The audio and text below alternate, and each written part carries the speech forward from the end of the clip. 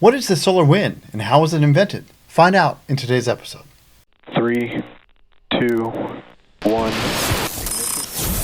Welcome to Your Space Journey, where we venture into the future of space exploration. Your journey begins now. Thanks for joining me for Your Space Journey. Today's episode is a tribute to the late solar astrophysicist Dr. Eugene Parker. In the mid-1950s, Dr. Parker developed the theory of the supersonic solar wind and predicted the spiral shape of the solar magnetic field. He was elected to the National Academy of Sciences in 1967 and received numerous honors throughout his career, including the Medal for Exceptional Achievement in Research by the American Physics Society for his fundamental contributions to space physics, plasma physics, solar physics, and astrophysics for over 60 years. In his honor, NASA renamed the Parker Solar Probe after him, the first time in history that a space vessel was named after a living person.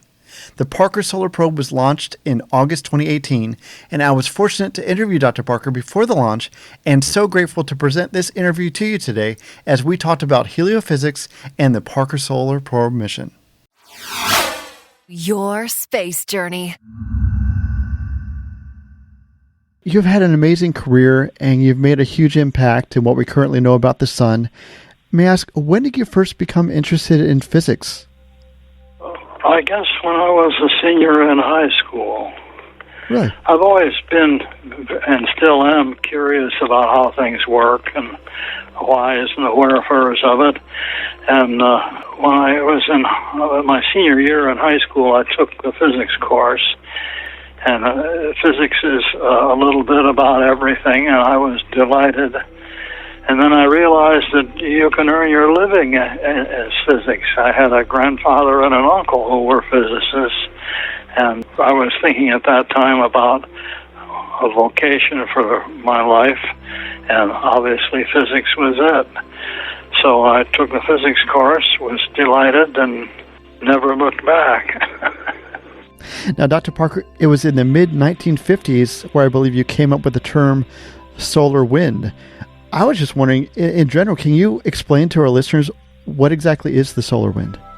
Well, the fact is that there's a wind blowing outward from the sun in all directions, and it sweeps out through the solar system, past the planets, and past the poles of the sun too. It's in all directions. And that's the solar wind. It pushes everything out of the way until you're way, way out into space before it finally spreads out enough that the local gas can stop it. But the solar wind blows out a distance of more than 100 times the distance of Earth from the sun. Wow. The outer planets, let's see, Neptune is just shy of 30 times as far. So it's 3 or 4 times as far as Neptune is from the sun. Wow. And let's see if we can translate this into light minutes. If you're at 30, that's 8 minutes. Light takes 8 minutes to go this distance from the Earth to the sun. Called an astronomical unit, by the way. Right. And 8 times 30 is 240. And 240 is 4 hours. If you're out at Neptune, you're 4 light hours away from the sun, and the solar wind goes much farther than that, clear out to something like 16, 18 hours. It's not a definite figure because the solar wind is not entirely uniform and so forth. Sure. Voyager 1 and Voyager 2 spacecraft, which were launched more than 40 years ago, are now way, way out beyond that even, and at about 100 astronomical units, that is times the Earth's sun distance. The wind goes through a shock front, and the solar wind is supersonic, I should add, and at that distance it goes through a shock front and slows down to subsonic velocities. Oh, really? I did not realize that. And it forms a huge region of space around the sun that travels along with the sun as the sun moves in the galaxy. I should add then that you infer from this that since the sun is a very ordinary star and does all this, then this must be a very common phenomenon. And almost every star, in fact, has a stellar wind of the same general magnitude. See, I think that's fascinating. Now, I don't know if you can answer this, but when you sort of came up with a theory on the solar wind, I understand it was like 4 lines of algebra. Can you tell us more about when did you come up with that theory? How did that come about where you realized this is a solar wind? Well, this was back, as you mentioned, in the early 50s, where you didn't go out into space and measure things. There was no way of getting there, but you inferred things from what you could see. And the magnetic field of Earth, which encloses Earth, and we're in a cocoon made of our own magnetic field here on Earth. And the wind blows by outside this magnetic cocoon, but it rattles the magnetic field, shakes it a bit, and you can detect that at the surface of the Earth. And so for 100 years, people have been distantly hoping they could understand why the magnetic field of Earth would shake at times. But by 1950, it was clear that, in fact, by 1900, it had become clear that the sun emits what they call solar corpuscular radiation. That's a name carefully chosen not to commit you to anything until you understand it better. Well, my favorite early experiment was 1725. An English physician named Graham was interested in the slight rattling of the magnetic field, and he devised an experiment which showed it directly. He suspended a magnetized needle, think of a knitting needle made of iron, suspended by a string attached to the middle, and it'll swing around, and once it stops swinging, it'll point in the direction of the local magnetic field. He set up this in his laboratory and very carefully observes it with a microscope, because these are not large effects, these are very small effects, and he could see the slight motion of the needle some days, and some days it was perfectly quiet.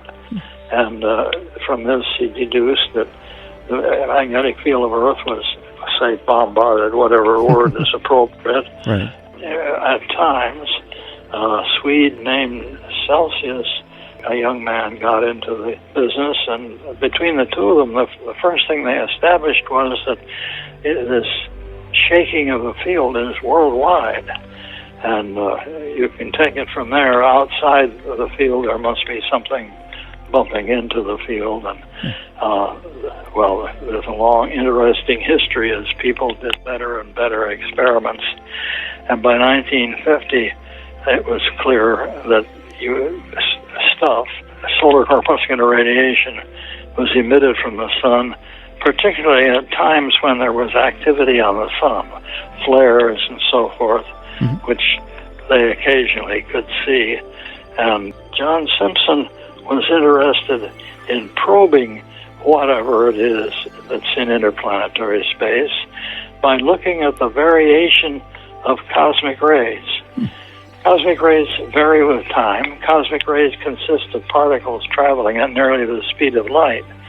And, well, they do a lot of different variational forms recognized by various people. It'd be an interesting subject to go into. And John was monitoring the cosmic rays.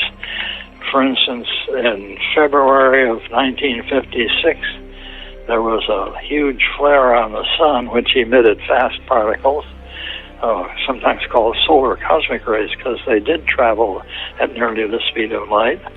And from that work, which was tracked by so-called neutron monitors on the ground, this is just a name for a cosmic ray detector, he established that between the Earth and the sun, there was very little, if any, blockage of cosmic rays, which means any magnetic fields in space must be more or less radial, centered on the sun, And that was a big recognition itself, because people argued about what was really in space.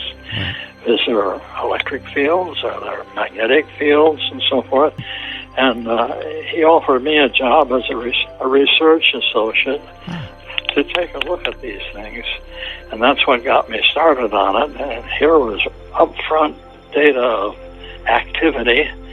And to make a long story short, it had been recognized by other people, Biermann and Hofmeister and others, that comet tails point away from the sun, in spite of the fact that you think that a comet tail is trailing out behind the comet. Right. It isn't true. The tail points away from the sun.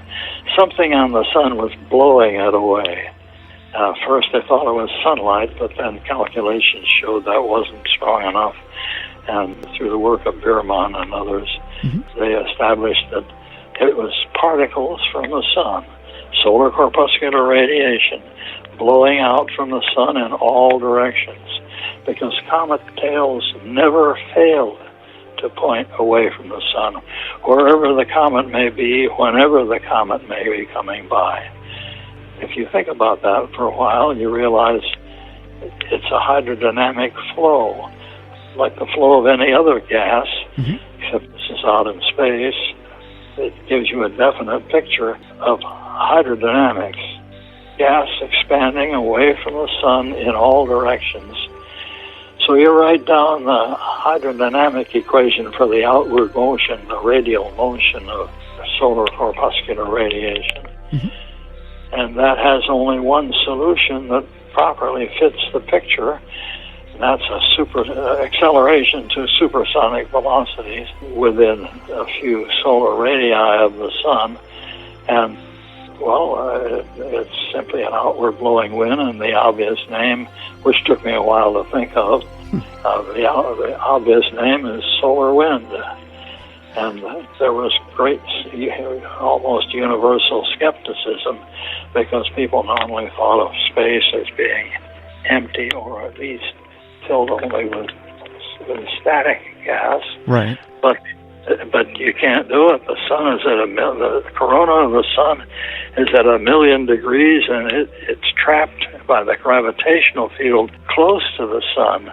But when you get a little farther away from the sun, where the gravity is not as strong, it's perfectly free to escape into space, and that's the solar wind. It's up to speed before it even gets to the planet Mercury, which is a third the distance of Earth from the sun. Right. So in one long-winded sentence, that's what... That is okay. I just find that fascinating. Now, I know, Dr. Parker, one of the objectives of the Parker Solar Probe mission, named after you, is to determine why the corona, the atmosphere of the sun, is actually hotter than the surface. That's right. Can you explain that a little bit more? Well, the outer atmosphere of the sun, starting not very far above the surface, is at 1,000,000 degrees. Now, your first thought is 1,000,000 degrees, that would be dazzling. It's incredibly bright. But it's a very tenuous gas, and it does not emit much energy, light. So it extends rather easily out through space, unable to cool in spite of its temperature because it's so tenuous. The atoms rarely bump into each other, and that's what bumping into each other is when they emit radiation. So you can see the corona clearly during an eclipse of the sun. The moon covers up the sun, and the sky darkens, and there is the faint corona. It's so beautiful. Have you been able to witness any solar eclipses like the one we had last year? Yes, I've been fortunate to see two. So it's quite an awesome phenomenon. It's perfectly straightforward, and you've seen pictures of the corona taken when the moon covers up the sun. Absolutely. But it's still quite awesome when you stand there and watch it happen. I agree. My wife and we saw one. Last year was the first time I've ever seen one, and it was just so beautiful and incredible. What an amazing experience. And it's over just in a few minutes, too. It is true. I had the timer on, so I spent 1 minute taking pictures and the other minute just looking up and enjoying the experience. Yeah, the temperature has been measured with reliability well, it varies. So over the corona, 1 or 2 million degrees is a good rule of thumb. Wow. That's been measured. The temperature has been measured in several different ways, so there's no question about it. And that's why the outer corona extends far out from the sun into space, and the outer parts are far enough from the sun that solar gravity cannot hold them in, so they escape. And again, you think, well, gee, that must take a lot of energy. Right. No, this is really very tenuous stuff. Huh. At the orbit of Earth, the density of the corona is typically 5 per cubic centimeter. A cube the size of your fingernail contains about 5 atoms on average. It varies, of course, with time.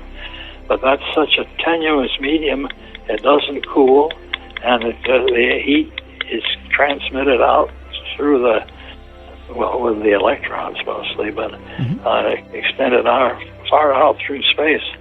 So even at the orbit of Earth, the temperature of the corona may be a few 100,000 degrees, and that's what propels it on its merry little way out into space, and the sun carries this wind with it and produces, as we mentioned earlier, this huge cell in space, and the solar wind is common to all ordinary stars like the sun.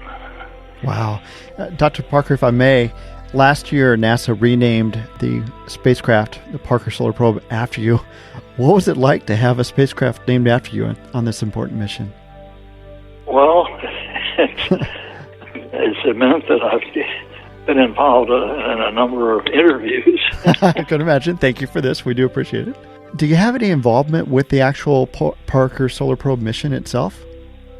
No, I have done nothing but being an enthusiastic spectator. Well, that's okay too. I admire the guys that are making it work. That's where the credit goes for that spacecraft.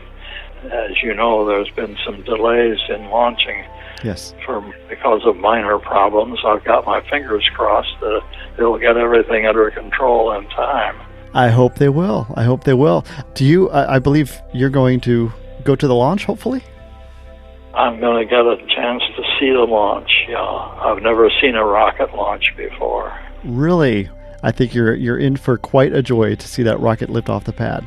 Well, I'm certainly looking forward to it with my fingers crossed. The deadline, the restriction on launch dates is because they intend to move the spacecraft in toward the sun by having it swing by moving planets, Venus in particular. And if you come by the backside of a moving planet, it swings the spacecraft around and actually slows it down relative to the sun, because the rocket fuel to do it by brute force is prohibitive. They're going to make the planets do this. That was a trick for getting the Mariner spacecraft out, the Voyager spacecraft out. Right. And this is going to take a spacecraft in. You just reverse the process. I think that's fascinating. Is there anything you're particularly looking forward to learning from the results of the Solar Probe mission?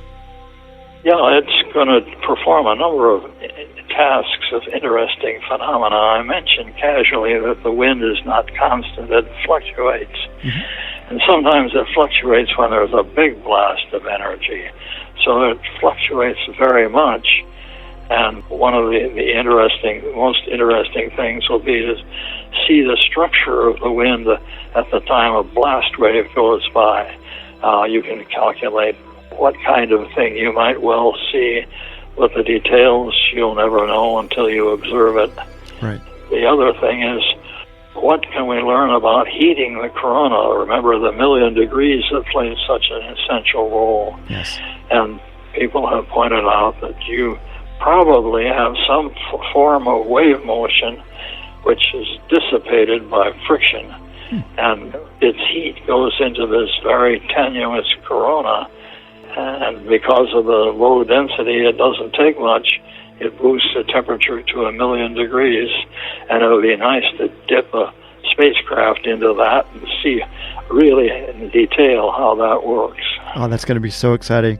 Dr. Parker, I can't thank you enough just for all the discoveries and theories that you've successfully done about the sun for your entire career, and we're just so excited about the launch and really do appreciate you just taking time out of your busy schedule to join us today. Thank you so much.